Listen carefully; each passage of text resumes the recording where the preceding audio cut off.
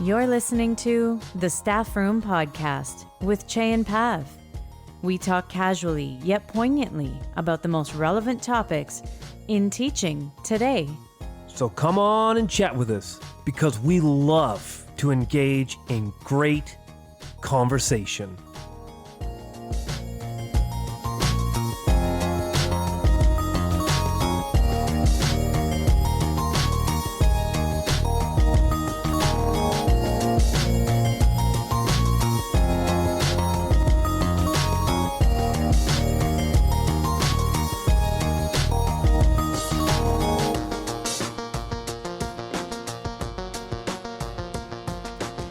And welcome to episode 66 of the Staffroom podcast. Today, our topic is why it's important to decenter Christmas in our classrooms. And this is a very timely and relevant topic as we wrap up a very festive week before our December break. So we will get into that conversation very soon. But first, I think it's important for us to introduce ourselves. My name is Pav Wander, and I make up approximately 50% of the Staffroom podcast, and I am seated next to my co-host, who usually introduces himself. Hold on. Let me put the coins in the machine.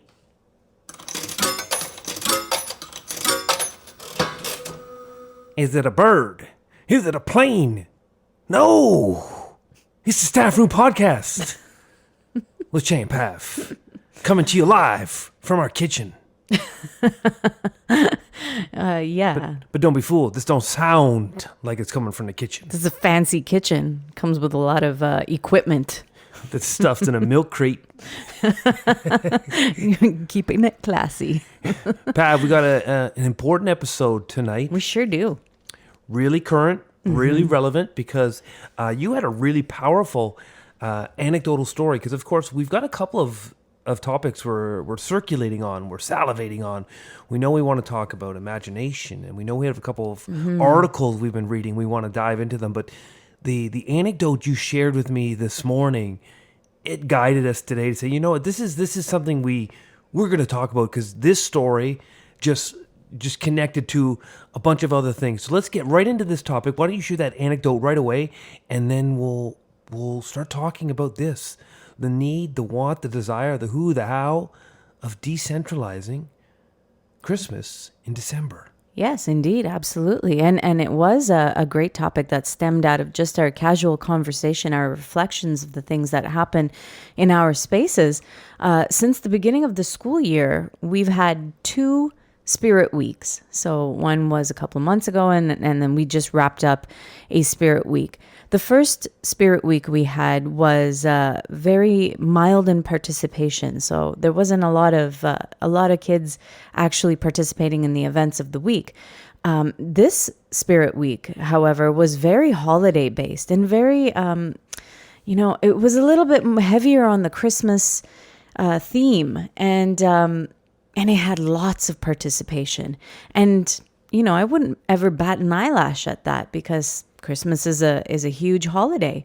However, I work in a school where there are very few people who would religiously celebrate Christmas. In fact, there are so many other faiths represented in the school that made me wonder, why weren't those holidays and celebrations,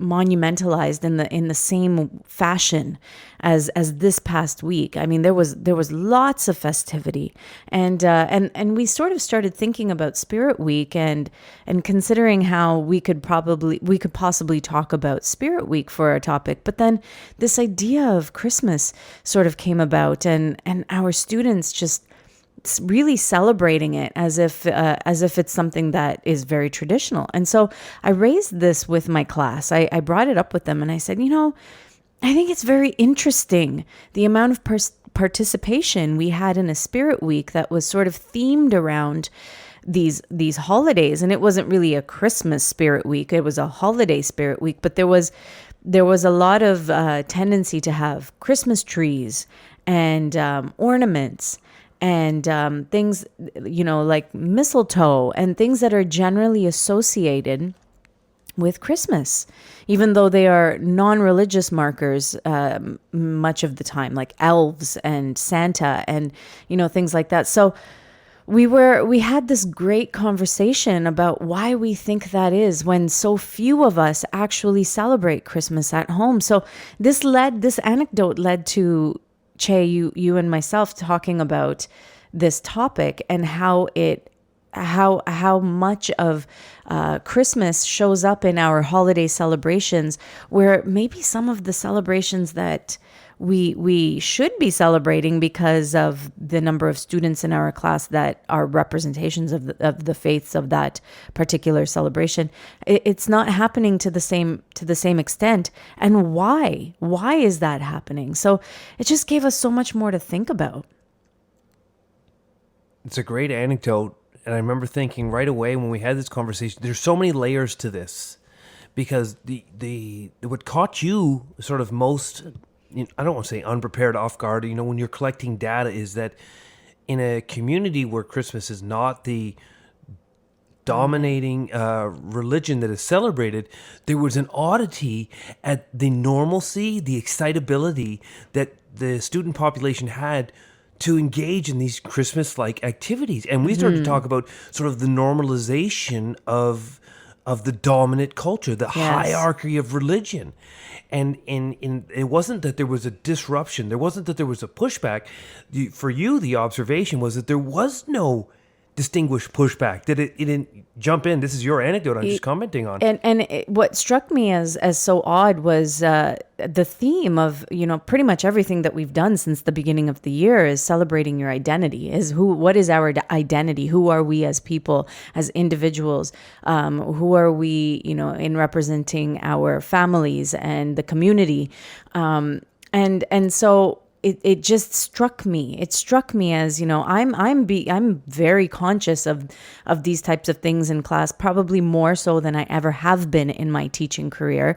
And so I'm hyper aware of some of these things that are happening in the classroom, and the normalcy to which my students are, there's no prompting for, hey, let's sing our best Christmas songs or let's sing Christmas carols. That's not happening. But then why are our students gravitating automatically to the Christmas songs? Why are we automatically thinking, okay, it's Spirit Week, let's decorate our doors. We're automatically putting Christmas trees up rather than, menorahs or anything else, any other symbols that probably reflect our faiths a little bit more. And so it almost felt like we were neglecting other identities to put, in the forefront, a dominant culture celebration that happens at this time, just because that's what everybody is doing. So, we had a great conversation. We talked about it, and many students said, "Well, we're really excited about it because we've never done it before. We've never trimmed a Christmas tree before, and so it felt like something fun to do and to experience for the first time." So there was that aspect of, this is something new and interesting, which is fair, which is fine. And then other students were just like, well, it's more fun. It's more fun than what? It's more fun than the celebrations that we have. And I said, well, tell me more about that. I want to know why that is. Is it because it's new? Is it because it's something that is not done at home? The unknown is often seen as, it's fun. Yeah, it's more fun. Really? It's more fun. Only because it's different, you don't know it. Right, exactly. And so, we had some great conversation because of that. As we were talking, it just made me think of, it's like this unknown willful compliance. And sometimes as teachers, we love our student voice. We love our students to be self-advocates. But when they don't advocate for ourselves, sometimes we have to check ourselves and say, well, how come our students don't see this as an injustice? Mm-hmm. How come this is social justice work on a bigger time frame, rather than being, it's like indiscriminatory injustice, because everyone is being done wrong, but no one seemingly knows they're being done wrong, although it's not really indiscriminatory injustice. But I get that sense because no one's advocating. Wait, stop! No one's checking us. And our students are your students in your example, we're buying in. We're really excited to partake. And I was just thinking of this compliance. And it also becomes... But does that make it okay? that compliance, that is should we be teaching as teachers, should we be informing our students that just because you've done it forever, just because your teachers are bringing this to you, should you not be questioning it a little bit more? Well, if from the works we've done with Paul Gorski and Debbie Donsky, they talk about being a disruptor is knowing when you don't always have the time to work things out through the system. The majority in this regard is always going to be in play. And so you're never going to have a majority that is going to ask for something different. That those numbers will just never be there. And this is why you need to be a disruptor. You need to stop it in the immediacy, or address it in the immediacy. Because this ultimately, without knowing the empirical data, I would suggest that this is what's happened when we centralize Christmas over and over and over again. This becomes the result, is that this becomes the fascination with our students, the expectation for our students that they gravitate to these activities, because perhaps in our buildings we haven't done enough real serious work celebrating other cultures, other religions, especially in December, but then especially not solely when it's in December. Yeah, I was just going to say that I think that the only disruption that's ever happened with celebrating Christmas in the classroom has become the tokenization of the other December holidays. And in the corner of your room. In the corner of your room. Oh wait, I got 2 books from the teacher librarian that covers Kwanzaa. Yeah, and we're not saying that there's any fault of anyone's in this situation, because I've been somebody in the same shoes, where, okay, well, we don't want Christmas to be the only holiday that's celebrated at this time, because there's so many other kids that celebrate other things. So we go looking for, hey, what other holidays happen around this time? But then what we're doing when we pull in all of the other holidays that could possibly be celebrated, we're tokenizing them. We're bringing them in only because we don't want Christmas to be the only one, because if Christmas is the only one, then we look like we're centralizing Christmas. Yes. Yeah, I mean, I make the connection when I talk to students to being advocates and champions of their causes. And I say, one of the greatest ways to champion your cause is to be really aware and really invested in other people's causes that they champion in. And so if you're an advocacy for anti-racism, that be just as supportive of people that are massive advocates for bettering the environment, and don't just simply, and vice versa, and don't just fixate on yours and not pay any attention to anything else, because the item you've deemed important to champion trumps everything else. And you make these great points, is that we just try to balance it out at the last second. It is tokenism, which is such a great word. And you're right, we're not experts in this. And I would actually I'll just lambaste myself. I'm a white male from a predominantly white city that came in to Toronto, which is going to be one of the most multicultural cities in the world. And then we teach in one of the most diverse parts of that city, in which we teach not only any particular racialized group, it's a highly diverse racialized group. And I know the demographics in our school, the chart is endless of how many different religions and cultures are represented in our school. And as a white male, I made lots of these little mistakes as I was reading up early on in my career, centralizing Christmas.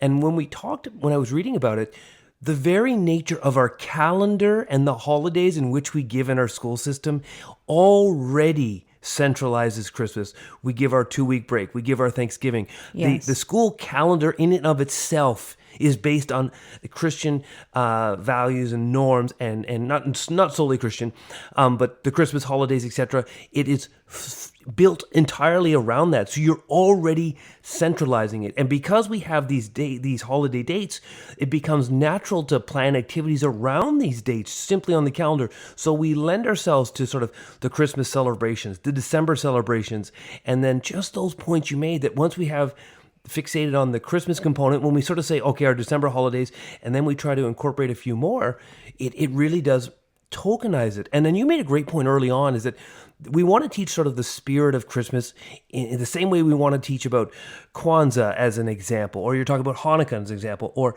Diwali as an example, but you want to make sure that you're teaching the true essence of those cultures and those religions and those celebrations, and not, say, going off and trivializing the cultural norms that come with it. And I think a lot of what comes with Christmas is beyond the mere celebration of Christmas, is all the other extras that we roll into it, that we bring on, say, like Christmas music, I would say. Yes. And when you were telling your story, I had a student ask me, he said, Mr. Cheney, how come, do you celebrate Christmas? I said, yes.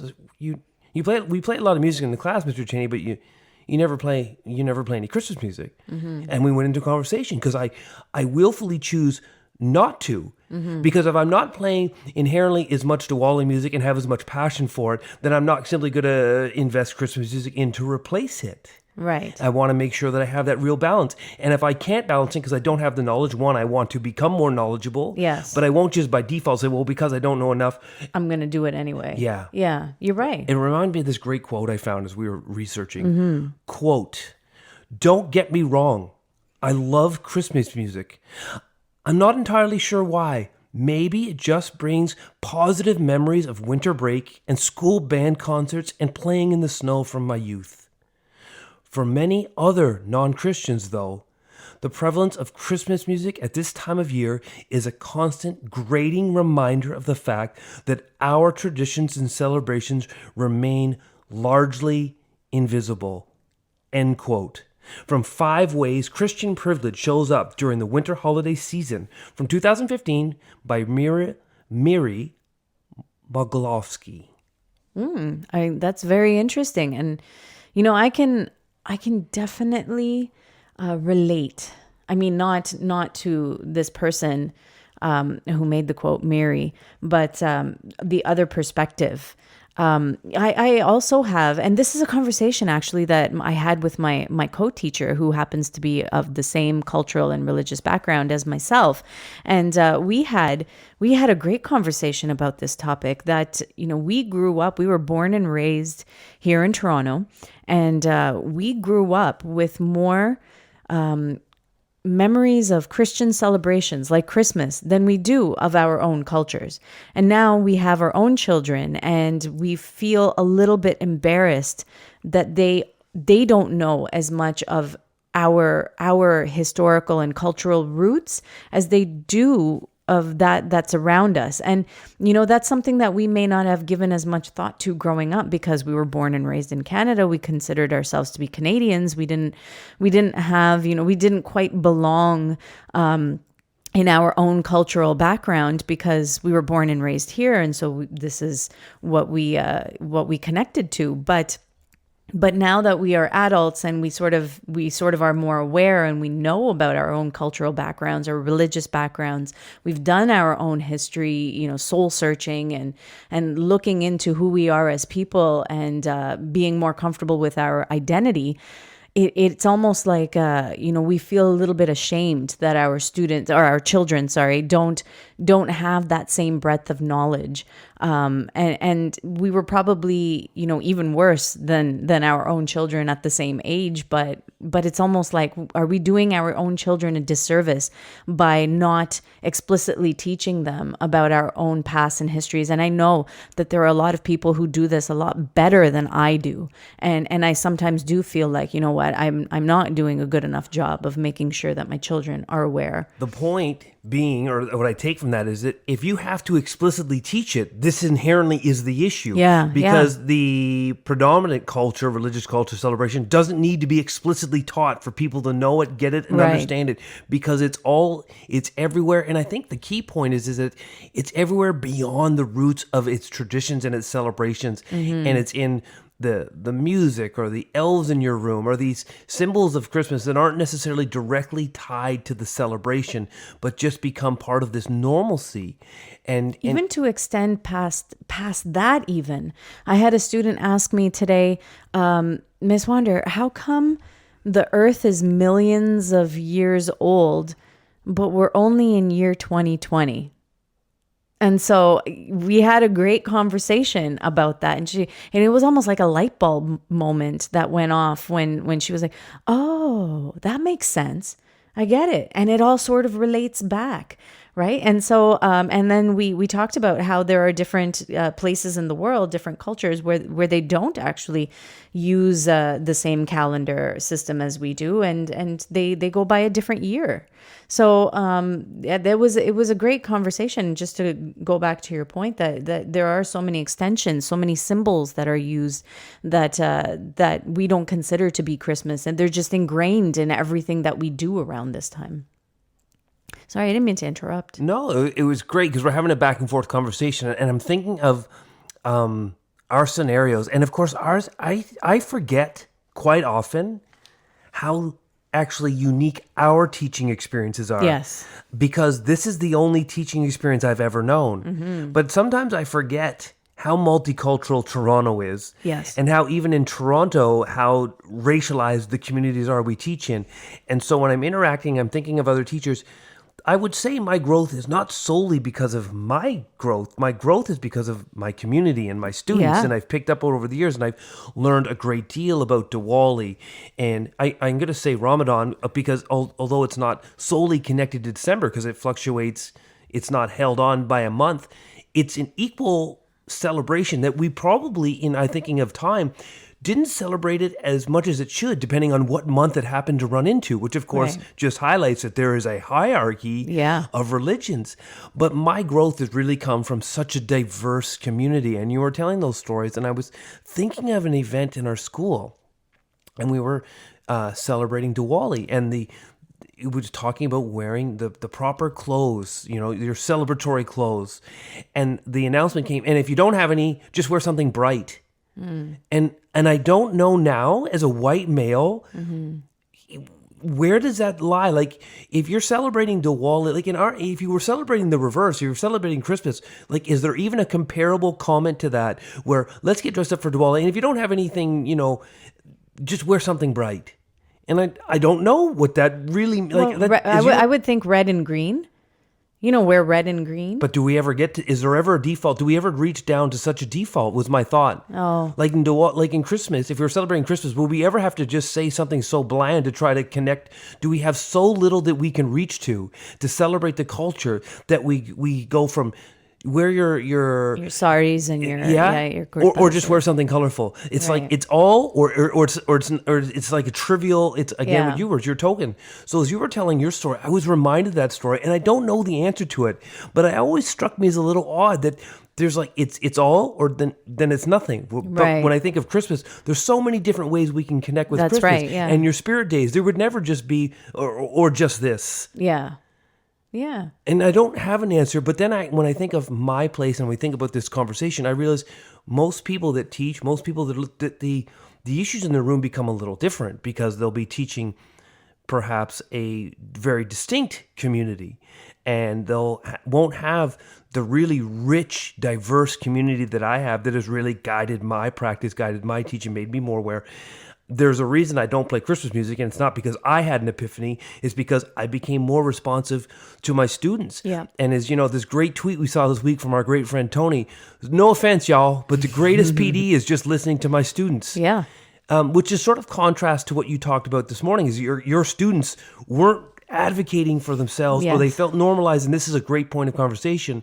But on the flip of that, the other side of that story in a school 5 minutes down the road is that as a white male, I learned so much more from my students there. And then in the last, definitely the last year and a half, 2 years, there's really been a real focus. And we know our board's been very good. The Toronto District School Board is very good at really making sure that we are really getting the right PD. We're honoring celebrations. We really do not fixate on one over the other. Although I think what we're learning is it's ingrained, and it really is tough to overcome one from our angle, and in your example with your students, from their angle, because there isn't necessarily as many disruptors as we need, because they've either been normalized or it's an unknown compliance, or who knows exactly why. Because if we knew why, then we could solve it. Yeah, absolutely.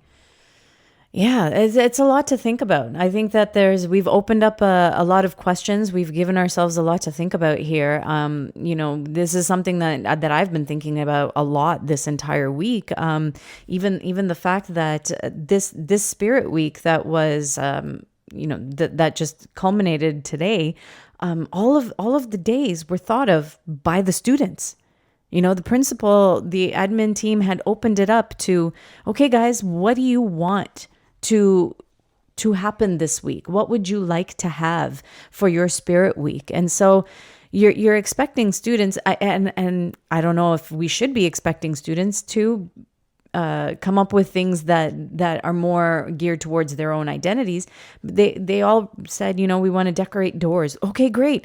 But then all the doors are decorated with, like Christmas trees, and not everyone. I mean, there were a lot of really magnificent doors, but that tends to be the go-to. And then it's like, oh, okay, well, we don't want to make it just about Christmas, so let's add a menorah over here, or let's add some other symbols of other holidays that happen around the same time, but all centered, or sort of all with the Christmas tree being the center. Yeah, exactly. Or being the largest part of it, or the big elf in the middle, or whatever. So it was interesting to see and interesting to talk about, and we had the conversation of, well, if you call it a spirit week, students are just going to spit back out at you what they have experience with, right? And these are students that in previous years have seen door decorating contests, and this is what they gravitate towards. So if we want to shift that, then maybe we don't call it a spirit week. Maybe we call it something else. Maybe we force them to sort of think in a different way. And so that's something that I'm toying with now. How do we change that thinking? How do we get our students to break out of this normalcy of centralizing Christmas every December, and to think a little bit outside of the box? It doesn't have to be other holidays and traditions. What else can we do? How do we make sure that we're representing our student body and focusing on who we are as individuals and as a school community, to make sure that we are all being represented? And so it doesn't have to be a December thing. Actually, it shouldn't be a December thing. It should be a year-round thing. Just making it a December thing comes back to the key. That's right. The calendar is dictated when we decide celebrations are important. Well, I'm going back to October, November, when we were celebrating Diwali, and I celebrate Diwali. My co-teacher celebrates Diwali. Nobody else in my class celebrates Diwali. But we brought a great presentation to the class because, we talked about our identity with our students, and then they wanted to know. They wanted to know more because they know who we are as individuals. I've talked about myself. I've talked about my family history. I've talked about my culture. I've talked about my religion. Same with my co-teacher. And so they wanted to know what Diwali is all about. And I come back to one of my first points, and this is where the calendar inherently has a hierarchy, because you get days off to celebrate, but it's not embedded in the school calendar in the sense that everyone takes it off. So it is, whether we know it or not, it's ingrained. And as you were talking, it just reminds me that in COVID-19, we were all gifted a real window to the things that were wrong in our system. This is one of these things where we're not gifted it on a plate, on a platter, wrapped in a bow, as I centralized Christmas on that one. There can be bows for birthdays too. But it hasn't been gifted to us to see it. Yeah. And one thing I always talked about in COVID-19 is when we come back, don't for one second think we solved all the issues.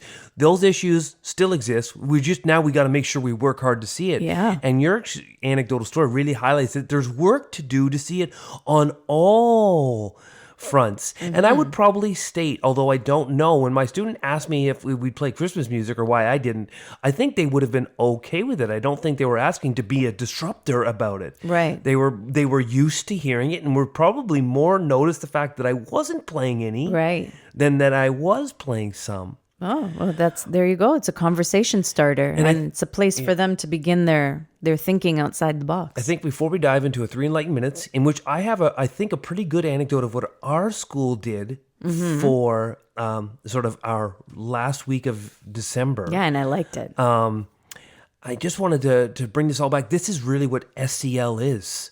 This is what social emotional learning is. And if you're always wavering on what that means, I always like the first thing, it's anxieties and stresses and representation. And when students really, if they don't address it, if we don't address it, if one of us doesn't address it, or if one of us does address it, It's addressing those anxieties and stresses and the not being seen in the celebrations or the stress of coming and being uncomfortable, but never being able to stand up because you're never really going to be the majority. I know in your class, even in my class, it's probably still the majority, but maybe 55% or 60% that are going to celebrate Christmas.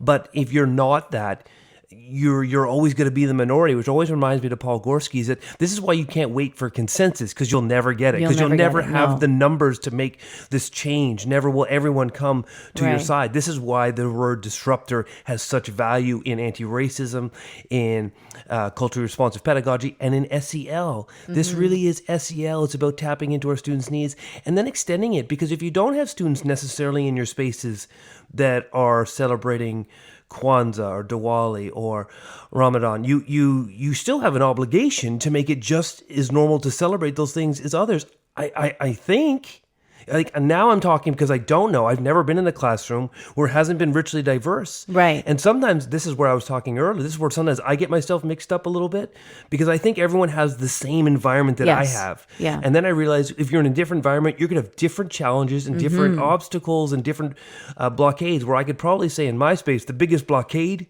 is myself. Yeah. But maybe in other communities where it's not so diverse, there's different types of blocks and roadblocks and things to overcome.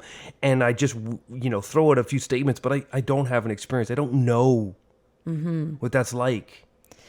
Yeah, I'm thinking, I want to add just one quick little thought before we get into the 3 Enlightened Minutes, which has to do with SEL as well. So it's very relevant. But I'm thinking about those communities, those teachers that are in communities where you don't have that kind of diversity. And this is still a very important conversation.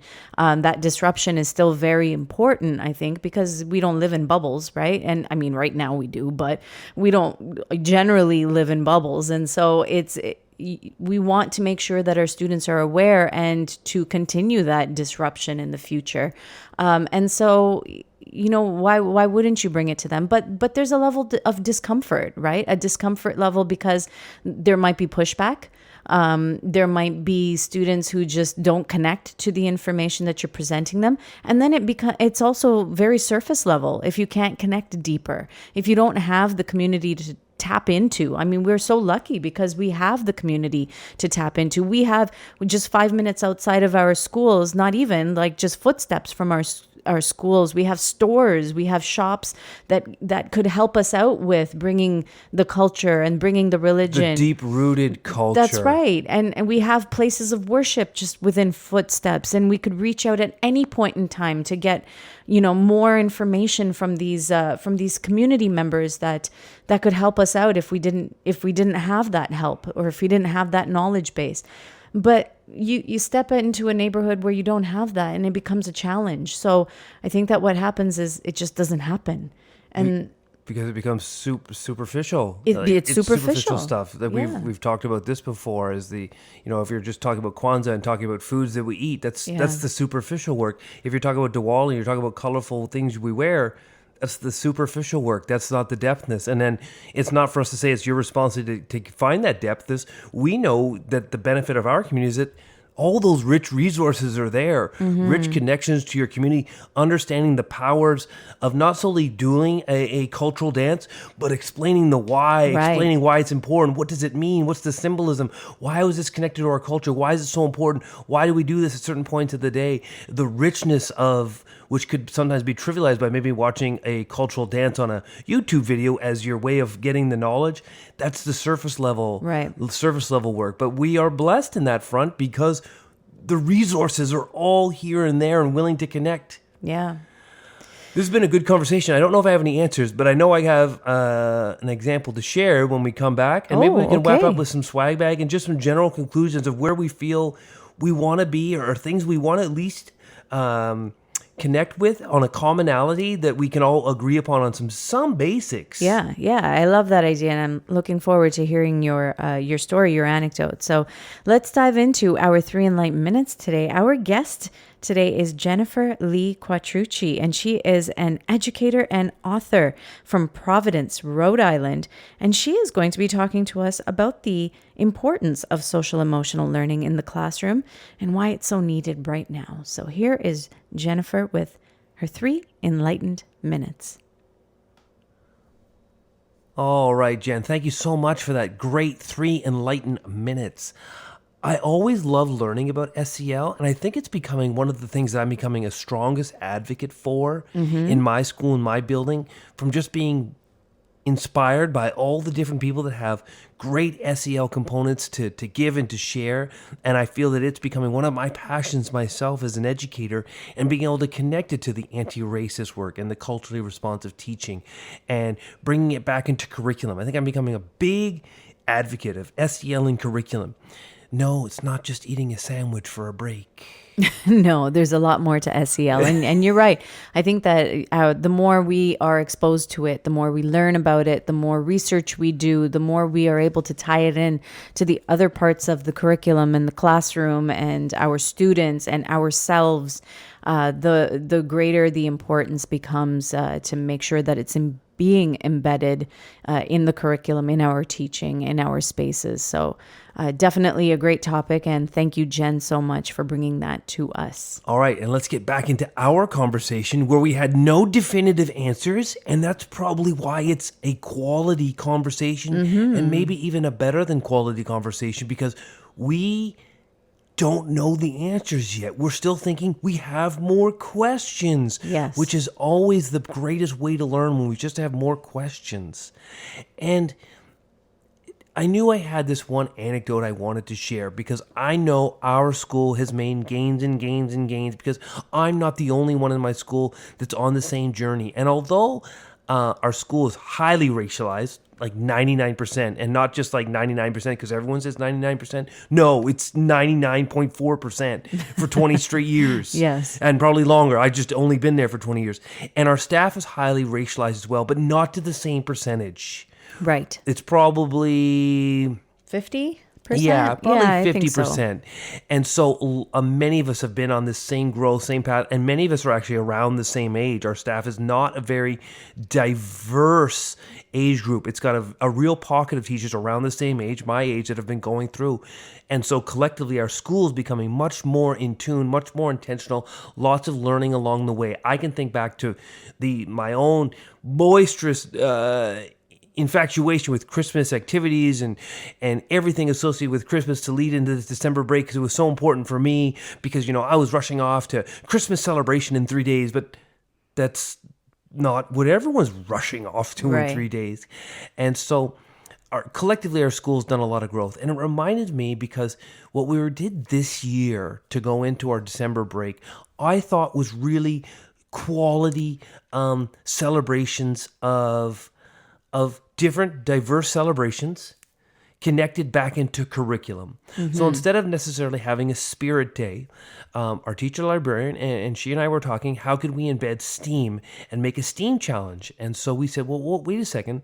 Why don't we have the conversation, those informal conversations where it's in the hallway, it's in your room for a few minutes, and we chit-chatted about, having a diverse representation of all the cultural celebrations embedded in a choice board in a STEAM challenge throughout the week. And then I would like to say I went home and did all the work and research, but I didn't. Right. Our teacher librarian went home, and she came back on the Monday morning and said, I sent you this. Let me take a look at it. And I said, this looks great.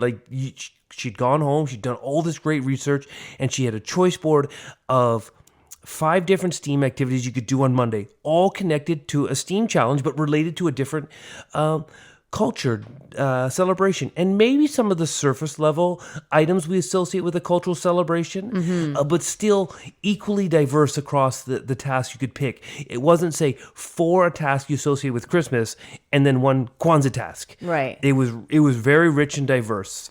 That's great. And then it went across that for the 4 days. Yeah. So every day you had a choice board of 5 different activities, each activity a STEAM challenge, but related to a cultural celebration.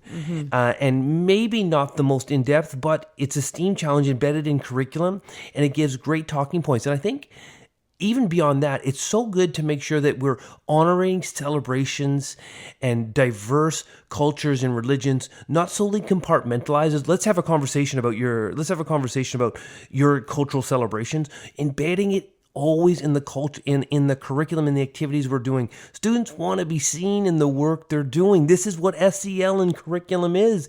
It's not just a conversation. The work is not just conversations. And conversations are important, but one of my pet peeves is, we had a conversation about this. Oh, okay, and what else? Right. Oh, we had a tough conversation about this. Oh, me and my kids, we had a conversation. If the only thing you're ever telling me is about conversations, I know that's an part of the puzzle, but there's more to it. It's how you take those conversations and turn them into action, embed them in your curriculum. Don't compartmentalize it as just a conversation, because you need next steps. Yeah. You need action towards next. You need to be working towards something. Conversation to me sounds a lot like someone centered in the room. Well, it sounds a lot like being talked at. Yeah. And talked at does not equal engagement. Exactly.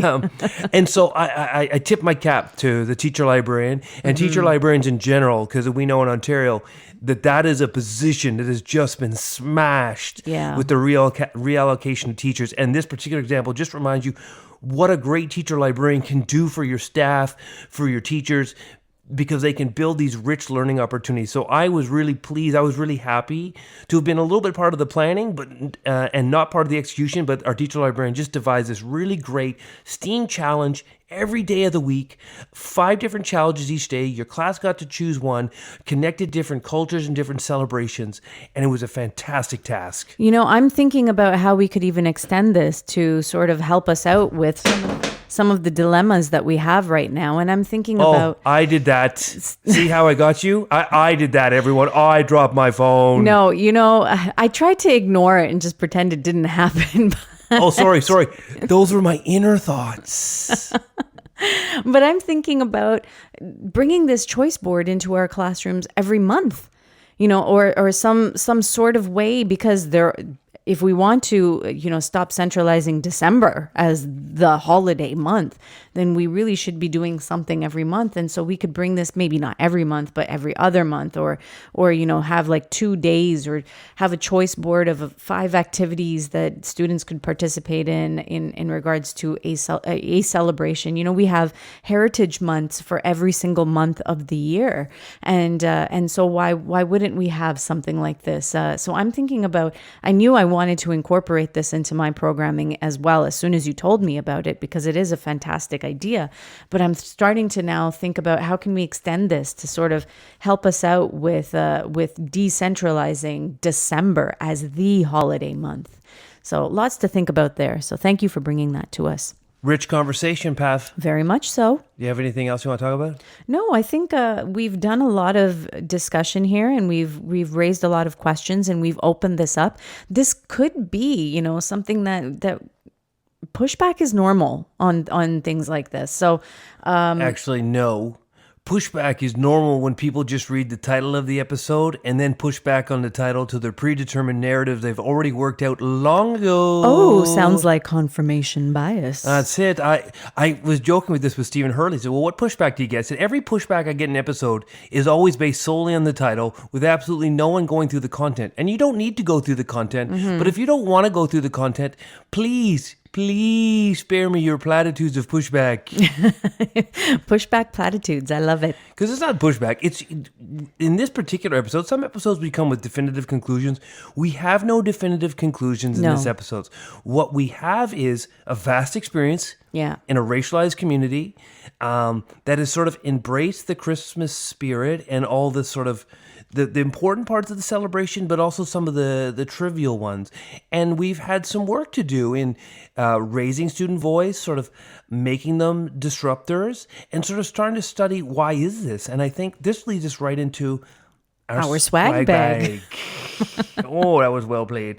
Let me play a little music on this thing because it reminds me of being on the drive. But I think our number one swag bag that we want to take away with is at least the acknowledgement that the calendar in and of itself it centralizes Christmas. Yeah. By the December holiday, the 2-week break, it needs up to a build up to that and a focus on that. Yeah. And we have to make sure we're honoring celebrations not solely based on the December calendar.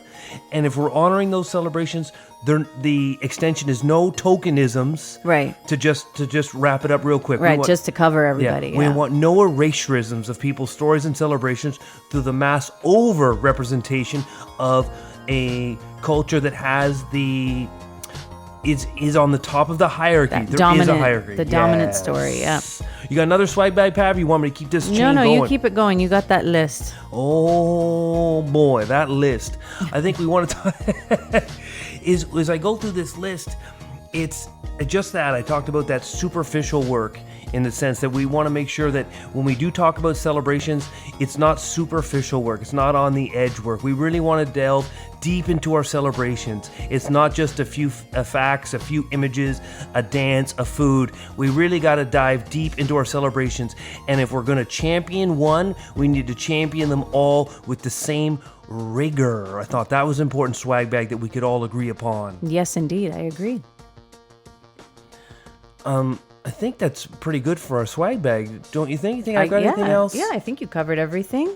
It was this was a busy episode because it was one of those conversations where it was like we're talking about it over the phone, and you told me to stop talking. Let's have this conversation with the mics on. So I always love when that happens, and it's always a great time for us to develop our thoughts and really work out some of this thinking. So it was we had a lot to say. Yeah. And I want to say it was all over the place, but no, I think it was pretty to the point. We knew what we wanted to discuss here. Authentic conversation on decentralizing the Christmas holiday. And I think our swag bag doesn't set us up for conclusion. It sets us up on the path for further discussion and further ways of making sure we do the work. Because the work is going to be different for every school and every context. Yes, indeed. And I think if we can agree on those couple of basics right there of the non-superficial and realizing the calendar lends ourselves to the hierarchy of religions, that we can move from there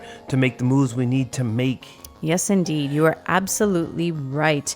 And as we wrap up this episode, I'd like to remind everybody that we are part of the Teach Better Team podcast network. So you can catch our podcast there, along with many other incredible podcasts in education. So please check out the Teach Better Team podcast network to hear a lot of great podcasts. It's not just Teach Better. You can also find us on our new live stream show associated with School Rubric, Office Hours, with Charles and Tracy, and in the new year coming every Tuesday nights at 8 o'clock on Facebook, Twitter, YouTube, live.